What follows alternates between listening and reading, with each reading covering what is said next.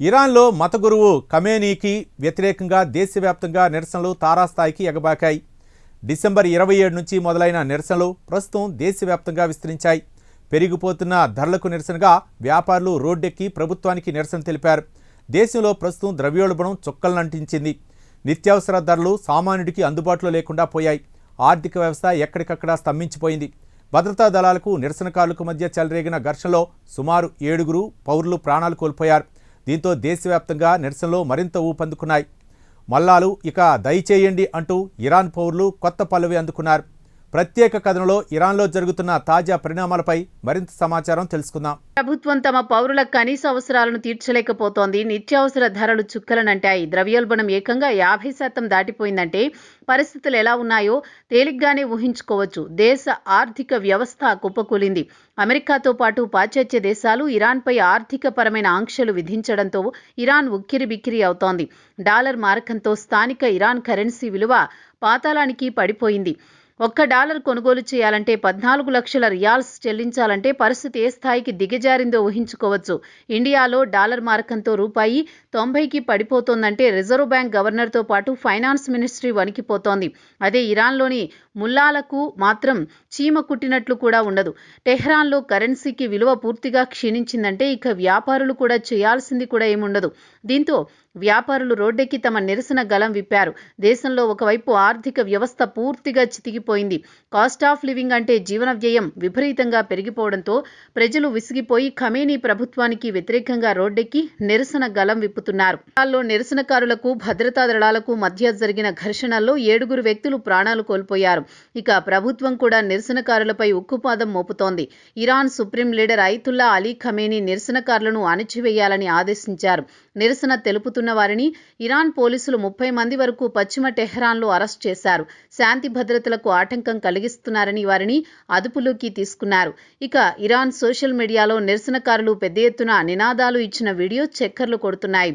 వారి నినాదాల విషయానికొస్తే దేశం నుంచి ముల్లాలను తరిమే వరకు మన మాతృదేశానికి మోక్షం లభించదు, ముందు ముల్లాలను ఇరాన్ నుంచి తరిమేయాలని నిరసనకారులు పెద్ద ఎత్తున నినాదాలు చేస్తున్న వీడియోలు ప్రస్తుతం సోషల్ మీడియాలో హల్చల్ చేస్తున్నాయి. ఇరాన్లో ఇలాంటి నిరసనలు 2022లో 22 ఏళ్ల మాషా అమీనీ మృతి సమయంలో చూశారు. హిజాబ్ సరిగా ధరించలేదని అమీనీని పోలీసులు అరెస్ట్ చేసి పోలీసు కస్టడీలోనే చిత్రహింసలు పెట్టి చంపేసిన తర్వాత యావత్ దేశం భగ్గుమంది. కొన్ని నెలల పాటు ఇరాన్ అట్టుడికిపోయింది. ఖమేనీ ప్రభుత్వం నిరసనకారులను ఉక్కుపాదంతో అణచివేసింది. తాజాగా మరోమారు దేశంలో నిత్యావసర ధరలు సామాన్యుడికి కాదు కదా సంపన్నుడికి కూడా అందుబాటులో లేకుండా పోవడంతో ప్రజలు ప్రభుత్వానికి వ్యతిరేకంగా రోడ్డెక్కారు. డిసెంబర్ 27 ఆదివారం వ్యాపారులు తమ దుకాణాలను మూసివేసి ప్రభుత్వానికి వ్యతిరేకంగా నిరసన చేపట్టారు. ధరలు పెరిగిపోవడంతో పాటు ఆర్థిక వ్యవస్థ స్తంభించిపోయిందని వారు ప్రభుత్వానికి తమ నిరసనను తెలిపారు. అటు నుంచి వారి నిరసన కాస్త దేశవ్యాప్తంగా విస్తరించింది. దీంతో భద్రతా దళాలకు నిరసనకారులకు మధ్య ఘర్షణ జరగడంతో బుధవారం 2 చనిపోగా గురువారం 5 ప్రాణాలు కోల్పోయారని అసోసియేట్ ప్రెస్ ఒక నివేదికలో పేర్కొంది. ఇరాన్లోని లోరెస్టన్ ప్రావిన్స్లో హింసాత్మక ఘటనలు చోటు చేసుకున్నాయి. సిగ్గులేని ప్రభుత్వం అంటూ ప్రజలు నినాదాలు చేశారు. నిరసనకారులు ప్రభుత్వ భవనాలపై రాళ్లు రువ్వారు. అలాగే ప్రొవిన్షియల్ గవర్నర్ కార్యాలయంపై కూడా దాడులు చేశారు. నిరసనకారులను చెడగొట్టడానికి పోలీసులు బాష్పవాయువు ప్రయోగించారు. కాగా నిరసనకారుల దాడుల్లో ప్రభుత్వ భవనాలు ధ్వంసమయ్యాయని, ఈ ఘటనకు సంబంధించి పలువురు రింగ్ లీడర్స్ను అరెస్ట్ చేశామని పోలీసులు చెప్పారు. అయితే నిరసనకారులపై పోలీసులు విచక్షణారహితంగా కాల్పులు జరుపుతున్నారని మీడియాలో వార్తలు వస్తున్నాయి. టెహ్రాన్కు 400 కిలోమీటర్ల దూరంలో కౌహాస్ట్ అనే నగరంలో నిరసనలు తారాస్థాయికి చేరుకున్నాయి. స్థానిక ప్రాసిక్యూటర్ కాజేం నజారీ నగరంలో 20 మందిని అరెస్ట్ చేసిన తర్వాత పరిస్థితులు సాధారణ స్థితికి చేరుకున్నాయని, ప్రతి నగరంలో యువకులు రోడ్డెక్కి ప్రభుత్వానికి వ్యతిరేకంగా నినాదాలు చేస్తున్నారు. తమ ఆగ్రహాన్ని జాతీయ జెండాపై చూపిస్తున్నారు. ఇరాన్ ఇస్లామిక్ రిపబ్లిక్ జాతీయ జెండాను రోడ్డు మధ్యలో తగులబెడుతున్నారు. దేశం నుంచి ముల్లాలు తరిమి కొట్టే వరకు మన మాతృభూమికి స్వేచ్ఛ లభించదని పలువురు స్టూడెంట్స్ సోషల్ మీడియాలో పోస్టు పెట్టారు.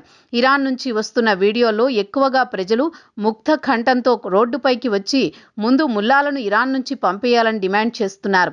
నియంతృత్వం నశించాలి అని నినదించారు. ఇక ఎంత మాత్రం ఇస్లామిక్ రిపబ్లికన్ భరించలేమని ప్రజలు ముక్త కంఠంతో గళం విప్పుతున్నారు. అయితే ఇరాన్ పౌర ప్రభుత్వం ప్రెసిడెంట్ మసూద్ పెజెష్కియాన్ మాత్రం నిరసనకారులతో కాస్త ఉదారంగా వ్యవహరిస్తున్నారు. నిరసనకారులతో చర్చించాలనుకుంటున్న ముందుగా శాంతి భద్రతలకు విఘాతం కలిగించకండని కోరారు. నిరసనకారులు న్యాయమైన డిమాండ్ను పరిష్కరించడానికి సిద్ధంగా ఉన్నామని భరోసా కల్పించడానికి ప్రయత్నించారు. ఆర్థిక వ్యవస్థను మెరుగుపరచడానికి ప్రభుత్వం కృషి చేస్తుందని హామీ ఇచ్చారు. ఇస్లామిక్ రిపబ్లిక్ కోణంలో చూస్తే ప్రజల జీవనోపాధి సమస్యను పరిష్కరించకపోతే మనం నరకానికి పోతామని ఇరాన్ ప్రెసిడెంట్ పెజెష్కియాన్ ప్రభుత్వ టెలివిజన్ కార్యక్రమంలో మాట్లాడుతూ చెప్పారు. ప్రస్తుతం ఇరాన్ ఆర్థిక వ్యవస్థ దారుణంగా క్షీణించిందని అంగీకరించారు. $1 14 లక్షల రియాల్స్కు చేరినందున తాను కూడా పెద్దగా ఏమీ చేయలేనని ఇరాన్ ప్రెసిడెంట్ అంగీకరించారు.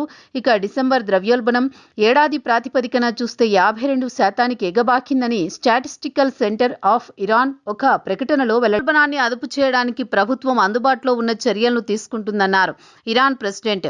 అయితే పరిస్థితులను అనుకూలంగా మార్చుకుని బ్లాక్ మార్కెట్కు పాల్పడే వారిపై కఠిన చర్యలు తప్పవని అధికారులు హెచ్చరించారు. ఇరాన్ మీడియా కవరేజీ కూడా భిన్నంగా ఉంది. కొన్ని మీడియా సంస్థలు దేశం ఆర్థిక సంక్షోభం వల్లే నిరసనలు ఏర్పడుతున్నాయని కవరేజీ ఇస్తే, కొన్ని అల్లరి ముక్కలు విధ్వంసానికి పాల్పడుతున్నాయని కవరేజీ ఇస్తున్నాయి. ఇక ఇరాన్ ప్రభుత్వం నిరసనల వేడిని తగ్గించడానికి బుధవారం సెలవు ప్రకటించింది. చలి విపరీతంగా ఉన్న కారణంగా సెలవు ప్రకటించినట్లుగా వివరణ ఇచ్చుకుంది. ఇరాన్లో వారాంతం విషయానికొస్తే గురు, శుక్రవారాలు, శనివారం నాడు ఇమాం అలీ పుట్టినరోజు సందర్భంగా సెలవు కాబట్టి బుధవారం నుంచి వరుసగా 4 రోజుల పాటు సెలవులు. కాబట్టి చాలా మంది సెలవు కారణంగా ఇతర ప్రాంతాల్లో గడపడానికి వెళతారని, దీంతో నిరసనలు తగ్గుముఖం పడతాయని ప్రభుత్వం భావించింది. తీరా చూస్తే నిరసనలు రోజురోజుకు పెరుగుతున్నాయే తప్ప తగ్గడం లేదు. ఇరాన్ ఆర్థిక వ్యవస్థ భ్రష్టు పట్టడానికి ఖమేనీ లాంటి వారు ఒంటెద్దు పోకడలే కారణమని ఇరాన్కు చెందిన మేధావులు కూడా మండిపడుతున్నారు.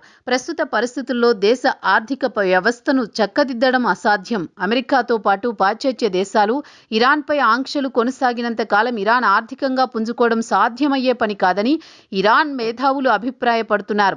మరి ఆర్థిక వ్యవస్థను Iran supreme leader Ali Khamenei ఎలా గాడిన పెడతారో వేచి చూద్దామంటున్నారు ఇరాన్ ఆర్థికవేత్తలు.